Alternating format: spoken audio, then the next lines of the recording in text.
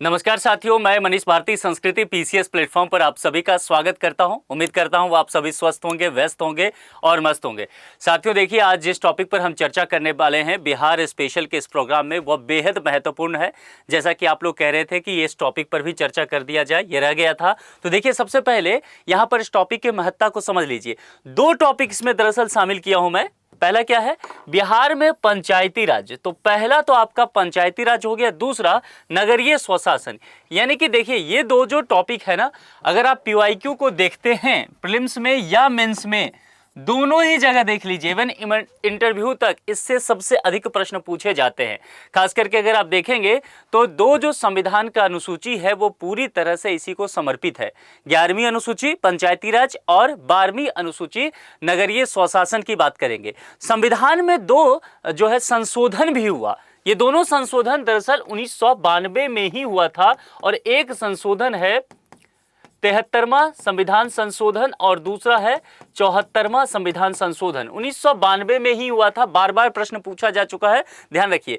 तो यहां पर देखेंगे 73वां जो संविधान संशोधन हुआ वो पंचायती राज के लिए, और 74वां संविधान संशोधन जो हुआ वह नगरीय शासन के लिए। ठीक है, अब देखिए 11वीं अनुसूची इसको दिया गया है, 12वीं अनुसूची इसको दिया गया, और संविधान में अभी जो है 12 ही अनुसूची है। तो सबसे महत्वपूर्ण टॉपिक में से एक मैं इसको मान करके चलता हूं। और देखेंगे पंचायती राज की जो व्यवस्था बात की जाती है, हमारे राष्ट्रपिता महात्मा गांधी, उनका कहीं ना कहीं फिलॉसफी इससे जाकर के जुड़ता है। और एक प्रश्न यहां से भी पूछा जाता है कि पंचायती राज दिवस कब है, वह कब है, 24 अप्रैल को। तो ये भी यहां पर नोट करके रख लीजिएगा क्योंकि ये इंपॉर्टेंट है। देखिए, गांधी जी जो है ना, उनका एक बुक भी पढ़िएगा, उन्होंने लिखा है ग्राम स्वराज्य को लेकर के।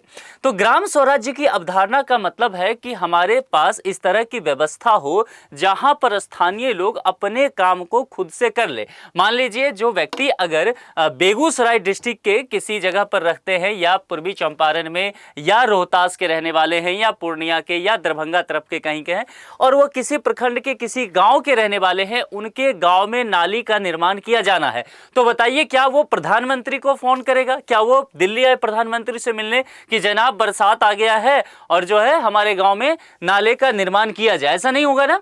फिर क्या करेगा? यानी कि स्थानीय स्वशासन चाहिए, व्यवस्था ऐसी हो जाए जो खुद से वो लोग बैठ करके तय कर ले कि अमुक गली का निर्माण कैसे करना है, कहां पर स्ट्रीट लाइट लगना है, और ये सब कैसे हो सकता है? पंचायती राज व्यवस्था से हो सकता है। तो पंचायत की शुरुआत की बात यहां से कहा गया। अब देखिए, क्या पंचायत की बात जब यहां से हम बात करेंगे, क्या वो 73वां 74वां संविधान संशोधन 1992 से ही देखने को मिलता है, या पुराने काल से भी ये चीजें यहां पर देखने को मिलेगा? सबसे पहले अगर देखेंगे इस चीज को, तो स्थानीय स्वशासन की अगर पृष्ठभूमि समझने की कोशिश करें तो ये नया नहीं है। दरअसल ये इसकी ऐतिहासिक पृष्ठभूमि रहा है, और भारत में तो बिल्कुल। देखिए, इसका प्रमाण आपको चोलकालीन स्थानीय स्वायत्ता में भी देखने को मिल जाएगा। जरा ध्यान रखते चलिए, और इन चीजों पर प्रश्न बन सकता है।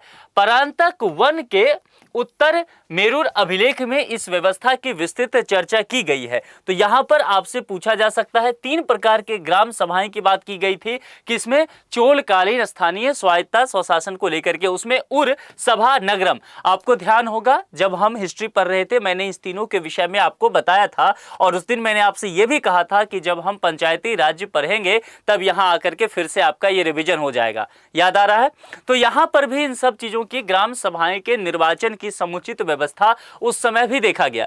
क्या चोल साम्राज्य में ही था? इसके अलावा नहीं। देखिए, चोलों के अतिरिक्त वैदिक काल में भी अगर आप चलेंगे, हमने ध्यान दिया होगा कि जब हमने वैदिक काल पढ़ा तब हमने समिति, सभा जैसी चीजों के विषय में पढ़ा था, और मैंने आपसे कहा था कि ये जो समिति है, सभा है, एक तरह की राजनीतिक संस्थाएं ही थी।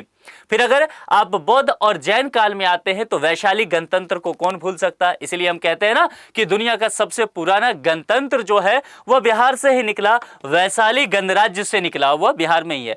तो वैशाली गणतंत्र आगे भी अन्य गणराज्यों के विकास में अगर देखेंगे तो एक तरह से जो लोकतांत्रिक तत्व है उसके लिए उदाहरण बनकर निकलता है। आधुनिक काल की अगर चर्चा करेंगे तो ब्रिटिश भारत में भी इसका निरंतर विकास होता रहा। इसके बाद ब्रिटिश भारत काल में एक नाम आता है चार्ल्स मेटकाफ। इस नाम को ध्यान रखिएगा। चार्ल्स मेटकाफ ने भारत की ग्राम व्यवस्था को लघु गणतंत्र की संज्ञा दी थी, और यह प्रश्न पूछा जा चुका है कि किसके द्वारा भारत की ग्राम व्यवस्था को लघु गणतंत्र कहा था, चार्ल्स मेटकाफ के द्वारा। ये तब है जब ब्रिटिश इंडिया की बात की जा रही है, यानी कि भारत आजाद भी नहीं है लेकिन लघु गणतंत्र ग्राम व्यवस्था को कहा जा रहा है। इसके अलावा लॉर्ड रिपन की अगर बात करेंगे तो लॉर्ड रिपन के विषय में आप सब पढ़े होंगे, मॉडर्न हिस्ट्री में कई तरह के सुधार के कार्य करने के लिए जाने गए। वर्ष 1882 में स्थानीय स्वशासन संबंधित जो है प्रस्ताव इन्होंने घोषित किया और इसे ही स्थानीय स्वशासन का मैग्ना कार्टा कहा जाता है। मैग्ना कार्टा बोले तो बहुत सारे चीजों का जुड़ा हुआ एक अधिकार का प्रपत्र कह सकते हैं, ठीक है। और इसके साथ ही स्वतंत्रता आंदोलन के दौरान निश्चित तौर पर जैसा हमने कहा कि हमारे राष्ट्रपिता महात्मा गांधी ने ग्राम स्वराज्य का विचार दिया। और अगर आप देखेंगे तो संविधान में जो भाग 4 है, संविधान का भाग 4 क्या है, चलिए रिवीजन करते चलिए पॉलिटी के साथ साथ, क्या है, डीपीएसपी नीति निर्देशक के जो तत्व हैं उसमें आपको ग्राम पंचायत की अवधारणा देखने को मिलेगा। क्योंकि गांधी जी का फिलॉसफी जो है ना, इसको गांधीयन फिलॉसफी भी कहते हैं डीपीएसपी को। यह भी प्रश्न पूछा जा चुका है, नोट कर लीजिए। देखिए ये एकमात्र लेक्चर जो आधे घंटे का होने वाला है, इससे 2 से 3 प्रश्न आपका प्रीलिम्स में रह सकता है, तो ध्यान से इस लेक्चर को इसलिए देखना आपके लिए आवश्यक है। इसके अलावा जो मैंने कहा कि अनुच्छेद 40, और अनुच्छेद 40 कहां रहेगा दोस्तों, हम जानते हैं कि वो कहां पर रहेगा, डीपीएसपी में, ठीक है। तो अनुच्छेद 40 जो है उसमें पंचायती राज्य को सम्मिलित किया गया है, वह भारतीय संविधान के भाग 4 और नीति निर्देशक तत्व में। अब जब यहां पर हम बैकग्राउंड इतना समझ चुके हैं, जरा हम बिहार में पंचायती राज की व्यवस्था देखते हैं। देखिए बिहार में ग्राम पंचायतों के गठन हेतु स्वतंत्रता प्राप्ति के पश्चात यानी कि 1947 ईस्वी से ही बिहार पंचायती राज अधिनियम पारित किया गया था। तो यहां पर ध्यान रखना है, बिहार पंचायती राज अधिनियम 1947 में ही पारित हुआ और इसी अधिनियम के अंतर्गत राज्य में ग्राम पंचायतों ने 1949 ईस्वी से विधिवत अपना कार्य प्रारंभ कर दिया था। यह अधिनियम पारित हो रहा है 1947 में, कार्य प्रारंभ हो रहा है 1949 से। और वर्ष 1959 में बलवंत राय मेहता समिति, बहुत इंपॉर्टेंट है, 5 स्टार डालिए इसको, बलवंत राय मेहता समिति ना सिर्फ पीसीएस में, यूपीएससी में भी पूछा जा चुका है, इसकी सिफारिशें होती है। और बलवंत राय मेहता समिति के सिफारिश के आधार पर ही बिहार पंचायती राज अधिनियम में संशोधन किया गया था। इस बात को लेकर के चर्चा हमने पहले भी किया है। तो इसी समिति के द्वारा यहां पर जो सिफारिश दिया गया उसमें संशोधन होता है और फिर इस समिति ने ग्राम स्तर पर क्या कहा कि ग्राम पंचायत, प्रखंड स्तर पर क्या है, पंचायत समिति, और जिला स्तर पर क्या है, जिला परिषद गठित करने का सुझाव दिया, ठीक है। तो यह ध्यान आपको रखना है कि किस समिति के द्वारा हुआ, जिन्हें राज्य सरकार ने यहां पर तुरंत स्वीकार कर लिया और त्रिस्तरीय पंचायती राज व्यवस्था को लागू करने का निर्णय लिया। फिर से एक बार समझ लीजिए, अगर यहां पर सेट बनाएंगे तो ग्राम पंचायत यानी कि ग्राम स्तर पर क्या हो जाएगा, ग्राम पंचायत। ग्राम से थोड़ा ऊपर चलेंगे, है ना, कई ग्राम पंचायत, देखिए कई गांवों का एक सेट तैयार कीजिए तो वह क्या होता है, ग्राम पंचायत होता है। अब कई ग्राम पंचायत का एक बास्केट तैयार हो गया तो वो क्या होता है, ब्लॉक यानी कि प्रखंड होता है। और उसके बाद कई प्रखंड को जोड़ देंगे तो जिला होगा और जिला स्तर पर क्या हो जाएगा, जिला परिषद की व्यवस्था की जाएगी। तो ये 3 स्तर जो है स्थानीय स्वशासन की वो यहां पर किया गया। और ब्लॉक स्तर पर जो पंचायत समिति है केवल समन्वय और पर्यवेक्षी प्राधिकारी संस्था यहां पर होगा, कोऑर्डिनेशन करने का मतलब काम किया जाएगा पंचायत समिति के द्वारा। जो लोग गांव वगैरह में रहते हैं उसको अच्छी तरीके से ये जानते हैं कि पंचायत चुनाव में काफी बोलबाला होता है जिला परिषद और पंचायत समिति सबका। तो वर्ष 1961 में क्या होता है कि बिहार पंचायत समिति एवं जिला परिषद अधिनियम पारित किया गया, जो महात्मा गांधी की जयंती 2 अक्टूबर 1963 से लागू हुआ। ये इंपॉर्टेंट फैक्ट है, इसको ध्यान रखिएगा और डेट ध्यान रखने के लिए 2 अक्टूबर गांधी जी का जो जयंती है, बर्थडे है, उसको ध्यान रखना है। चलिए बिहार पंचायती राज अधिनियम 1993 पर सीधे चलते हैं। सबसे महत्वपूर्ण यहां से इस स्लाइड को नोट कीजिए। मैंने पहले भी कहा कि संविधान में एक संशोधन होता है, 73वां संविधान संशोधन अधिनियम, यह 1992 में आता है। 1992 में इस बात को लेकर के व्यवस्था की जाती है कि भारत में पंचायती राज व्यवस्था को संवैधानिक दर्जा दे दिया जाए, क्योंकि इसे आवश्यक माना जाता है लोकतंत्र के मजबूती के लिए। और इस संशोधन के जरिए संविधान में एक अनुसूची जो दी जाती है, चूंकि इससे पहले 1992 से पहले संविधान में 10 ही अनुसूची रहा, चूंकि क्योंकि मूल संविधान में 8 अनुसूची था। 9वीं अनुसूची आजादी के बाद तुरंत जोड़ा गया कि भाई कुछ ऐसे कानून हैं जिस पर सुप्रीम कोर्ट जुडिशियल रिव्यू ना कर पाए, तो भूमि सुधार वगैरह हुआ, उससे 9वीं आपको ध्यान हो अनुसूची। 10वीं अनुसूची आकर के जुड़ता है कि दल बदल कानून को रोकने के लिए एंटी डिफेक्शन लॉ उसमें आया, और उसके बाद लंबे समय तक कोई अनुसूची भारत के संविधान में नहीं जुड़ा था। तो 11वीं अनुसूची जो है 1992 में इस बात को महसूस किया गया कि संविधान में जोड़ा जाए, और 73वां संविधान संशोधन को इसी के जरिए करते हुए कहा कि पंचायती राज अगर व्यवस्था लाते हैं तो पंचायत के अंतर्गत कितने विषय होंगे जिस पर काम किया जाएगा। जैसे कि आप जानते हैं 7वीं अनुसूची आपने पढ़ा है, तो 7वीं अनुसूची में क्या है कि सबसे पहले हम देखते हैं कि भाई कौन से कार्य हैं जो संघ का कार्य है, कौन सा ऐसा कार्य है जो राज्य का कार्य है, कौन ऐसा है जो समवर्ती सूची है, अपशिष्ट सूची क्या है, ये सब आपने पढ़ा है ना, मैंने विस्तार से बताया, तो उस पर मैं आज नहीं जाऊंगा। कुल मिलाकर के ऐसा ही समझिए कि जब 73वां संविधान संशोधन हुआ तो संविधान में 11वीं अनुसूची जोड़कर के तय किया गया कि आप पंचायत को संवैधानिक दर्जा तो दे रहे हैं, लेकिन यह भी तो तय कीजिए कि वो पंचायत काम क्या करेगा, उसके अंतर्गत कितने विषय आप देने वाले हैं। तो हमारे संविधान के जो जानकार लोग हैं जिन्होंने विधि बनाया, उन्होंने कहा कि देखिए पंचायत के अंतर्गत जो है हम पंचायती राज को 29 विषय देंगे, ध्यान रखना है। तो 11वीं अनुसूची जोड़ी गई और इसमें जो है 29 विषय यहां पर जो है पंचायत के अंतर्गत दिया गया। इसके अलावा हमने आपसे पहले भी कहा कि 24 अप्रैल फिर 1993-92 में 2 संशोधन होता है, और इसके आसपास के कुछ डेट आपको बस ध्यान रखना है क्योंकि वहां पर चीजें तब्दील होगा। तो सबसे पहले यहां पर 1 तारीख आपने ध्यान रखा, 73वां संविधान संशोधन 1992। अब इसके बाद अगर आप चलेंगे 29 विषय, और 24 अप्रैल 1993 को देखेंगे, 73वें संविधान संशोधन से पंचायती राज को संवैधानिक दर्जा मिल जाता है। इसी परिप्रेक्ष्य में बिहार में भी पंचायती राज प्रणाली को संरचना को अत्यधिक प्रभावी बनाने के लिए पंचायती राज अधिनियम 1993 पारित किया जाता है, और 73वां संविधान संशोधन के अनुरूप ही बिहार में भी पंचायती राज व्यवस्था किस स्तर पर होगा, त्रिस्तरीय व्यवस्था हो जाएगा। ठीक से समझिए, जैसा कि मैंने कहा ग्राम पंचायत, पंचायत समिति और जिला परिषद, जिसकी चर्चा मैंने आपसे पहले भी किया था। अब देखिए ये 3 स्तर है। सबसे निचला स्तर क्या है, ग्राम पंचायत। अब ये ग्राम स्तर पे होगा, बहुत सारे गांव होंगे, बहुत सारे गांव हैं, और ये बहुत सारे गांव मिलकर के क्या बन रहे हैं, ग्राम पंचायत में तब्दील हो गए। पहली चीज ये जान लिए। अब यहां पर बहुत सारे ग्राम पंचायत होंगे तो वो प्रखंड स्तर की बात की जाएगी, और बहुत सारे यहां पर ग्राम पंचायत प्रखंड, और फिर प्रखंड स्तर पर पंचायत समिति, और आगे जब बढ़ेंगे जिला स्तर पर तो जिला स्तर पर आपको जिला परिषद देखने को मिलेगा। तो ये 3 स्तर का फॉर्मेट जो है, बस इसको ध्यान रखिएगा, इससे कई बार प्रश्न पूछा जा सकता है। जो जैसे कि मैंने जो चीजें आपको बताया है वही यहां पर लिखा हुआ है। जैसे कि देखेंगे सबसे निचले स्तर पर क्या है, गांव है, और इससे क्या होता है, ग्राम पंचायतों का गठन किया जाता है। प्रखंड स्तर पर मैंने पहले ही कहा कि ग्राम पंचायत समितियां गठित की जाती है, जो विकेंद्रीकृत प्रजातंत्र के मध्य स्तर है, बीच का हिस्सा पड़ जाता है। सर्वोच्च या तृतीय स्तर पर जिला परिषद का गठन किया गया है, जिसकी चर्चा हमने पहले ही किया। वर्ष 1993 में लागू किया गया पंचायती राज अधिनियम वर्ष 2001 से काम करना शुरू करता है, और वर्तमान में इसकी जगह बिहार पंचायती राज अधिनियम 2006 ने ले लिया, चूंकि इसमें बहुत सारे नए प्रावधान जोड़े गए। राज्य में पंचायती राज संस्थाओं के कामकाज का समन्वय बिहार पंचायती राज विभाग द्वारा किया जाता है, तो ये ध्यान रखिएगा। और संविधान के अनुच्छेद 243 को महत्वपूर्ण है। क्यों महत्वपूर्ण है, क्योंकि इसके अंतर्गत शेड्यूल कास्ट और शेड्यूल ट्राइब्स, अनुसूचित जाति और अनुसूचित जनजाति के लिए रिजर्वेशन की व्यवस्था की गई। ध्यान से समझना है, यह आरक्षण का प्रावधान जो है इसके द्वारा यहां पर इस अनुच्छेद के द्वारा किया गया। यह आरक्षण उनकी जनसंख्या के अनुपात में होगा। यह कहा गया, उदाहरण स्वरूप अगर समझा जाए, अनुसूचित जातियों की जनसंख्या राज्य में 20% है, तो अनुसूचित जनजाति की संख्या 35% है, तो रिजर्वेशन कैसा होगा, मैंने कहा जनसंख्या के अकॉर्डिंग। तो अनुसूचित अगर मान लेते हैं जाति जो है 20%, तो 20% उनको रिजर्वेशन मिलेगा। अगर ट्राइबल्स 35% है तो 35% उनको आरक्षण मिलेगा, यानी कि जितना जनसंख्या है उतना उसको दिया जाएगा। और दूसरी बात, सबसे महत्वपूर्ण बात, सबसे इंपॉर्टेंट, 5 स्टार इस टॉपिक को लगाइए, इस पॉइंट को, और ये क्या है कि बिहार जो है भारत का पहला राज्य है जहां पर पंचायती राज संस्थाओं में महिलाओं को सर्वप्रथम 50% आरक्षण दिया गया। और जैसा मैंने कहा कि ये 2006 ने इसकी शक्ल लिया था, तो ये जो है 2006 से ही लागू किया गया है।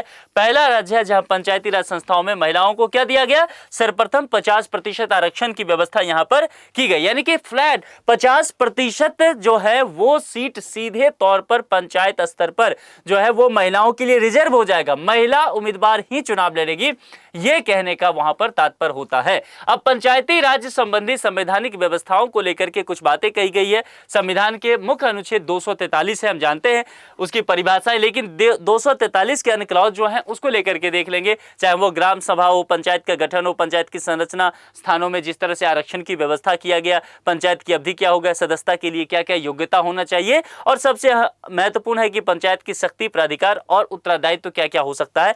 इस स्लाइड को जो है स्क्रीनशॉट ले लीजिए, ये आपके लिए काम का है। और यहां भी ये सारी चीजें जो है एक बार, हालांकि मैं बता चुका हूं ये सब, एक बार जो है स्क्रीनशॉट ले लीजिए, ये आपके लिए काम करेगा। अब ग्राम पंचायत की चर्चा करते हैं। एक बार संवैधानिक चीजों को हम ठीक से समझ लिए हैं, यहां से ग्राम पंचायत पे आते हैं। ग्राम पंचायत वो 3 स्तर है, तो शुरुआत करते हैं पहले ग्राम पंचायत। पंचायती राज व्यवस्था के अंतर्गत हमने देखा है कि सबसे निचला स्तर जो है वो प्रशासनिक कार्रवाई के संचालन के लिए ग्राम पंचायत का गठन किया गया।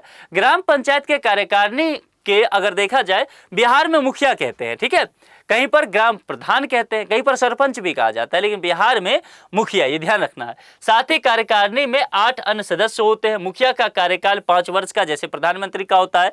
बिहार में ग्राम पंचायत के मुख्यतः 6 विभाग होंगे, क्या, ग्राम सभा, कार्यकारिणी समिति, ग्राम रक्षा दल, ग्राम सेवक, मुखिया और ग्राम कचहरी। ये ग्राम कचहरी जो जाकर के जुड़ता है, यही पोस्ट जो है वह सरपंच से जुड़ता है। देखते हैं गाँव के लोग अपने मुद्दों पर खुद ही बैठ करके फैसला ले लेते हैं। आपने एक फिल्म देखी है शाहरुख खान साहब की, 2006 में शायद आई थी, स्वदेश, बहुत अच्छी फिल्म है। स्वदेश में देखिएगा बहुत सारे इश्यूज को लेकर के उस फिल्म में दिखा गया है कि पंचायत स्तर पर एक स्कूल का निर्माण होना था, पंचायत स्तर पर बिजली की व्यवस्था आनी थी, कई तरह के अन्य मुद्दे थे, तो ग्राम पंचायत के लोग बैठ करके तय किया करते थे। ठीक है, ये वही दौर है, ये फिल्म जब आया था ये वही दौर है जिस दौर में पूरे देश में ग्राम पंचायत की व्यवस्था को लेकर के काफी जोर दिया जा रहा था और लोकतंत्र का विकेंद्रीकरण किया जा रहा था। उसी समय ये फिल्म बना था, इसीलिए इस फिल्म के स्क्रिप्ट में आपको ग्राम पंचायत देखना पड़ेगा। एक बार ना होना तो एग्जाम के बाद मूड फ्रेश करने के लिए स्वदेश फिल्म फिर से देखिएगा और आपको जितनी चीजें मैं पढ़ाया हूं वो ठीक से समझ में आ जाएगा कि मैं यहां पर कहना क्या चाह रहा हूं। ठीक है,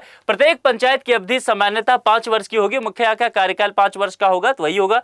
अगर पंचायत की यहां पर गणना देखा जाए उसके प्रथम अधिवेशन से किया जाएगा, ये हमेशा ध्यान रखिएगा, जब भी होगा प्रथम अधिवेशन से। ग्राम सभा को ग्राम पंचायत की विधायिका कहा जाता है। क्यों कहा जाता है? क्योंकि यहां से कानून एक तरह से गांव के लिए क्या कार्य होंगे वो बनता है। ग्राम सभा सदस्यता हेतु प्रत्येक ग्रामीण की आयु कम से कम क्या होना चाहिए? एडल्ट होना चाहिए, 18 वर्ष।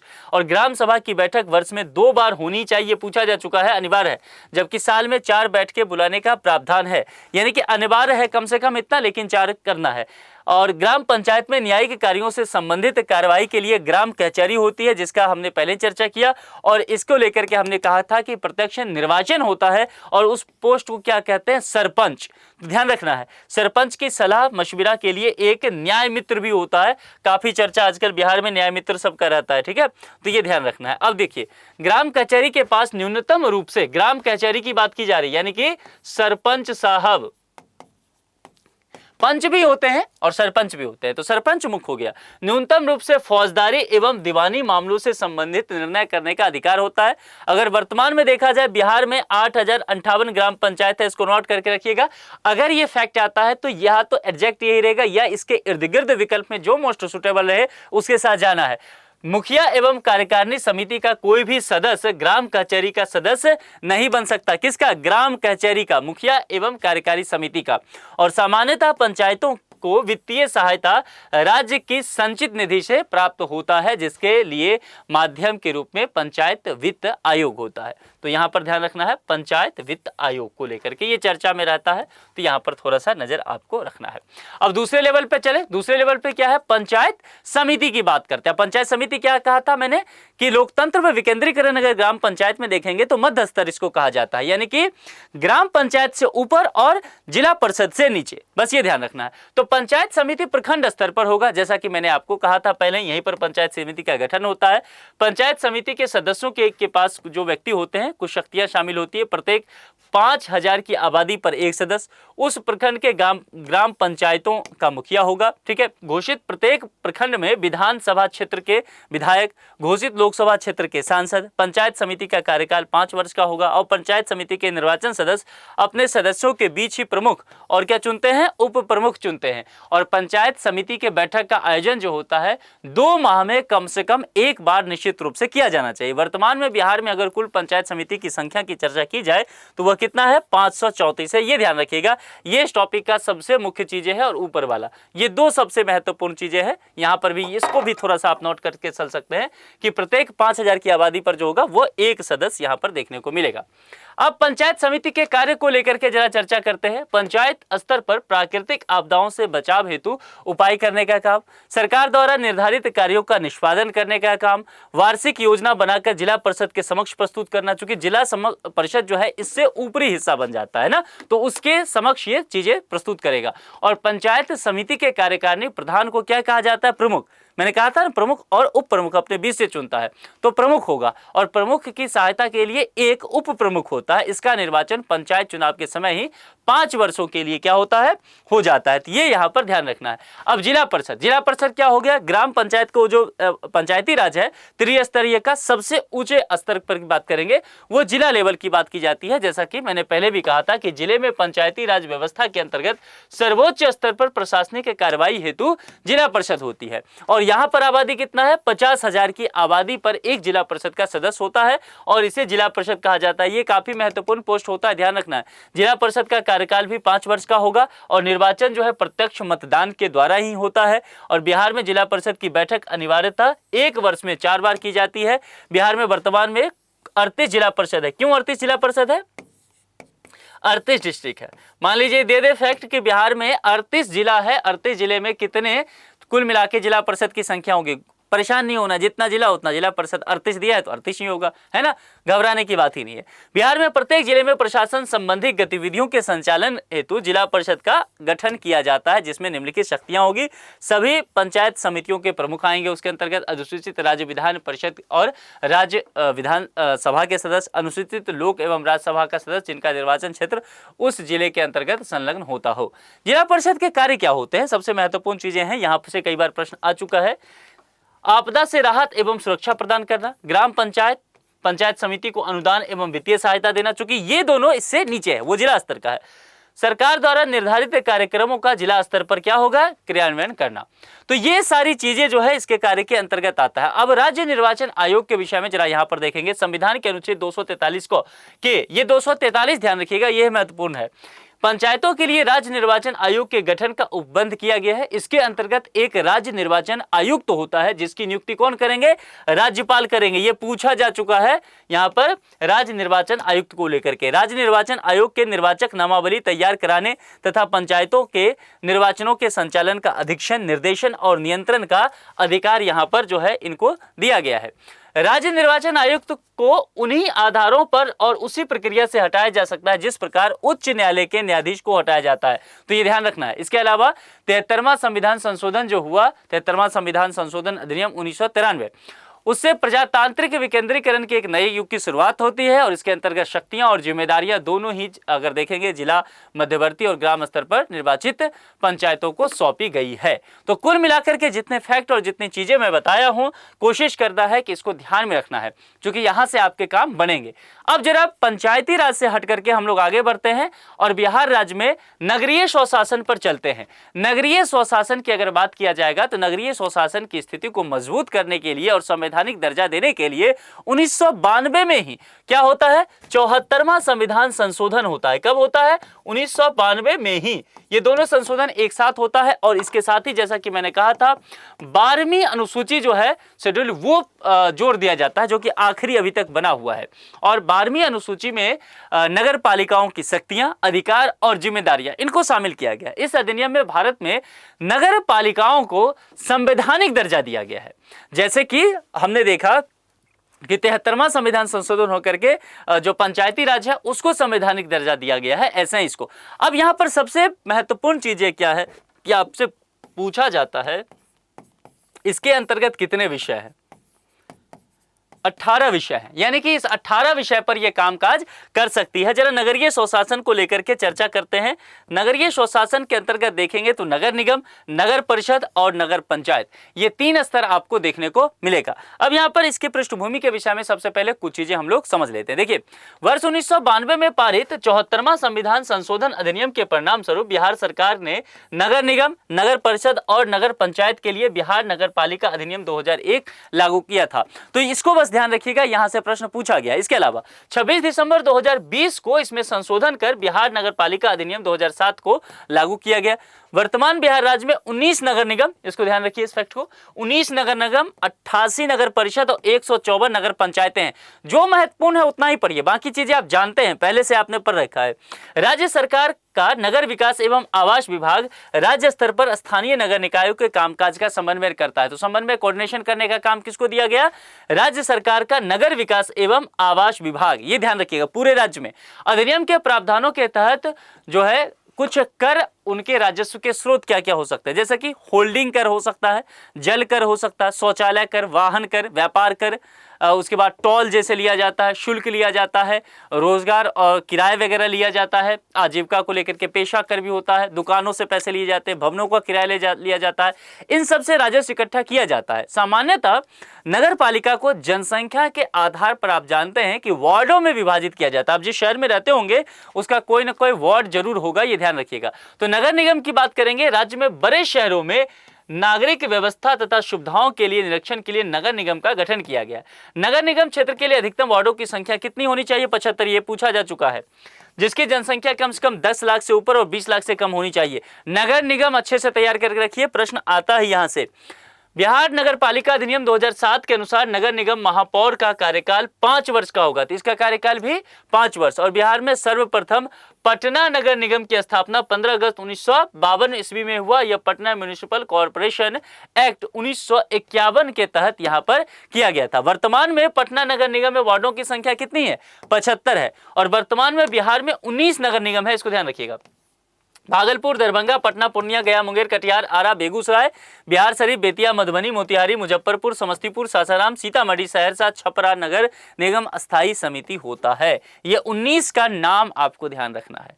कहेंगे सर कठिन है, मैप के जरिए जरा कर लीजिए क्योंकि ये इंपॉर्टेंट है। और यहां पूछा जाएगा इसके प्रमुख को क्या कहा जाता है? महापौर कहा जाता है। तो ये आपको नहीं भूलना है नगर निगम के लेकर के। नगर परिषद पर चलते हैं। नगर परिषद नगरीय प्रशासन के क्रम में दूसरा निकाय नगर परिषद भी होता है और यह स्थायी समिति होता है। बिहार में नगर परिषदों की संख्या की बात किया जाएगा तो वर्तमान में कितनी है? 88। नगर परिषद के अंग अगर देखा जाए तो मुख्य रूप से नगर सभापति एवं नगर कार्यपालिका पदाधिकारी होते हैं। अब यहां से ज्यादा प्रश्न रहेगा नगर पंचायत से, अगर नगर से रहता है तो। देखिए, नगरीय प्रशासन के अंतिम स्तर पर तीसरा निकाय नगर पंचायत होता है और यहां पूछा जाएगा कि नगर पंचायत की संख्या बिहार में कितनी है, तो वह 154 है। नगर पंचायत भी एक अस्थायी समिति ही होता है जिसका गठन मुख्य रूप से अगर देखा जाए तो सभापति जो नगर के होते हैं, नगर उप सभापति भी होता है और 5 पार्षदों को मिलाकर के होता है। इसको, इस फॉर्मेट को ध्यान रखिएगा, नगर सभापति, नगर उपसभापति और 5 पार्षद कोई भी ले लीजिए। इससे नगर पंचायत का गठन होगा, एक अस्थायी समिति होगा। इसके विभिन्न अंगों के रूप में नगर अध्यक्ष एवं नगर कार्यपालिका अधिकारी जो होते हैं वह कार्य यहां पर करते हुए नजर आएंगे। अन्य बिंदु क्या इससे जरूरी हो सकता है, देख लीजिए। नगरीय प्रशासन हेतु नगर निगम, नगर परिषद, नगर पंचायत का मुख्य कार्य अपने अपने स्तर पर केंद्र सरकार एवं राज्य सरकार द्वारा निर्देशित जो भी कार्य है उसका संचालन करना, सड़कों पर प्रकाश की व्यवस्था करना, उसका निर्माण, रख रखाव, स्वच्छता कैसे रखना है, आवागमन को कैसे बेहतर करना है, सुरक्षा की जिम्मेदारी, ये सारे काम जो है वो किए जाते हैं। ठीक है। बिहार नगर पालिका निर्वाचन संशोधन नियमावली 2022 को लेकर के यहाँ पर कुछ चीजें हम देख लेते हैं। बिहार के शहरी निकायों के लिए होने वाले चुनाव में मेयर, डिप्टी मेयर तथा मुख्य पार्षद और उप मुख्य पार्षद का चुनाव अब सीधे जनता द्वारा किया जाता है, ध्यान रखना ये। इसके लिए राज्य सरकार ने बिहार नगर पालिका निर्वाचन संशोधन नियमावली 2022 के प्रारूप को 2022 में मंजूरी प्रदान किया था। ठीक है, ये ध्यान रखना इस पॉइंट। नगर निकायों के अध्यक्ष और उपाध्यक्ष का चयन जनता के प्रत्यक्ष निर्वाचन की प्रक्रिया से होगा, जनता जाकर के सीधे वोट डालेगी। इसके तहत बिहार नगर पालिका अधिनियम 2007 की धारा 23 और 25 में संशोधन किया गया है। तो किस सेक्शन में अमेंडमेंट किया गया है ये पॉसिबल है कि आपसे पूछा जा सकता है, तो आपको पता होना चाहिए। कुल मिलाकर के मैंने कोशिश किया है कि आधा घंटे में आपको एक ओवरव्यू दे दूं। देखिए, इस पर डिबेट करने के लिए बहुत बड़ा विषय है ये अपने आप में, नगर पंचायत और नगर पालिका वगैरह की जब आप चर्चा करेंगे या पंचायती राज की बात करेंगे, लेकिन एक ओवरव्यू जितना आ सकता है आधे घंटे में उतना कर दिया हूं। दूसरी बात ध्यान रखिएगा, इस लेक्चर से बाहर प्रश्न नहीं रहेगा। पीवाईक्यू जाके सॉल्व कीजिए, एक भी प्रश्न इस पूरे लेक्चर से जितने फैक्ट हैं एक भी पीवाईक्यू आपका बाहर नहीं जाएगा जो पूछा जा चुका है। 15 वर्ष का प्रश्न पत्र बना के देख लीजिए, ठीक है। इस एग्जाम में भी 2-3 प्रश्न इससे रह सकते हैं। अभी बिहार में विधानसभा चुनाव है, तो निश्चित तौर पर यह सबसे फेवरेट टॉपिक वैसे भी माना जाता है, चुनाव में तो और भी। तो यहां से प्रश्न रहेगा, अच्छे से इसको तैयार कर लेना है, ठीक है। आज के लिए इतना ही। एग्जाम के लिए आप सभी को बहुत बहुत शुभकामनाएं। Thank you so much.